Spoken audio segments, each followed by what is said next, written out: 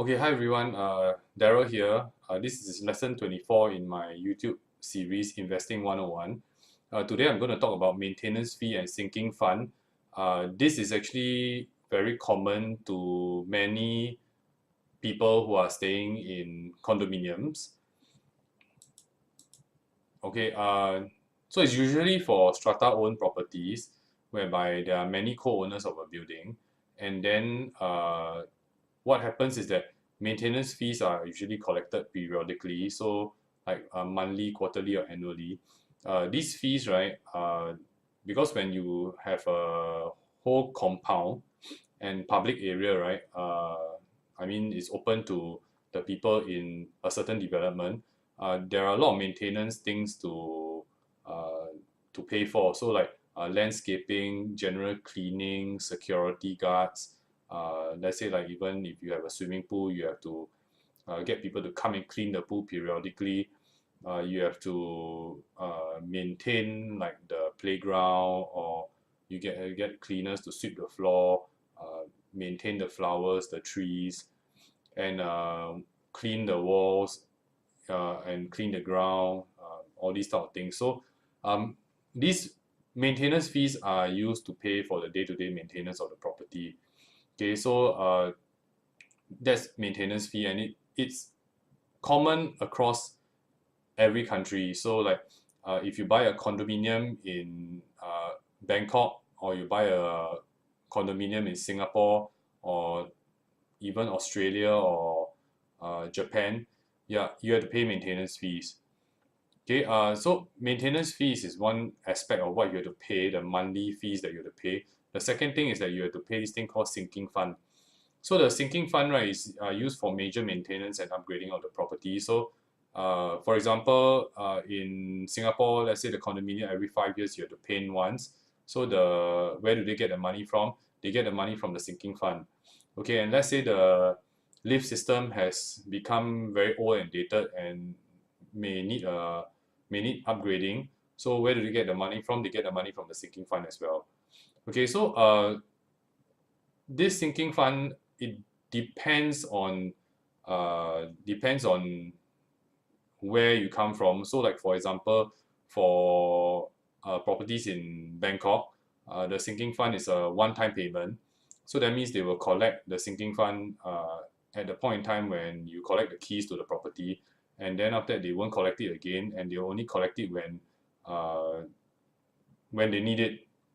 So that means that like for some people who buy Bangkok properties, on they buy uncompleted. Then when the property is actually completed, the the management, or down there they call it the juristic person, will actually collect the sinking fund payment from the purchaser or from the property owner, and then after that deposit into the bank account of the condominium management. So then this amount of money is used in the event that you need some upgrading or major upgrading or maintenance of the property. So like maybe they may want to change the external facade.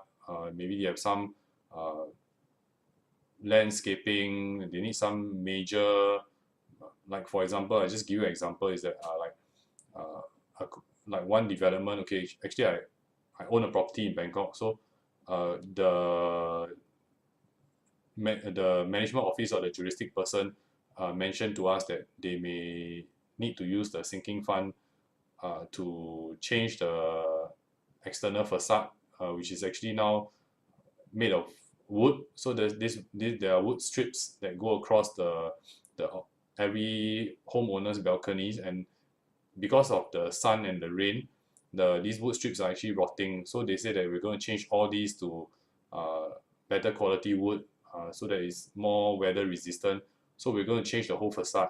So we need to use a sinking fund. So they'll call for an extraordinary general meeting, and then all the owners will come and vote on whether they approve the use of this sinking fund. So I've seen before in Singapore whereby uh, the management may actually call for an extraordinary general meeting and say that we have two squash courts. For example, we have two squash courts, and then uh, at this point in time, squash is not very popular sport. So the squash courts are underutilized. So why not we change one of the squash courts into maybe a karaoke room or a gym? Then after that, the homeowners will actually come by and then they'll vote on this. So as they vote on this and then they say, okay, we agree to change the squash court into a gym. So where will they get the money from? They get the money from the sinking fund. Okay, so if let's say like the older developments, right, they will have higher fees because like they need to change the whole lift shaft, and then this is actually a very large capital outlay. So homeowners may be called to top up the sinking fund more regularly in an aging development. So this is one of the reasons why some homeowners may say that, oh, the development is very old already, so we may want to collectively come together and see whether we can sell the whole development, all the owners pull together and sell the whole development to a developer. So that's why there's this uh, en bloc thing that's going on from time to time in Singapore and in some other places around the world. So dated developments, older developments, they have higher fees as it costs more to maintain and repair.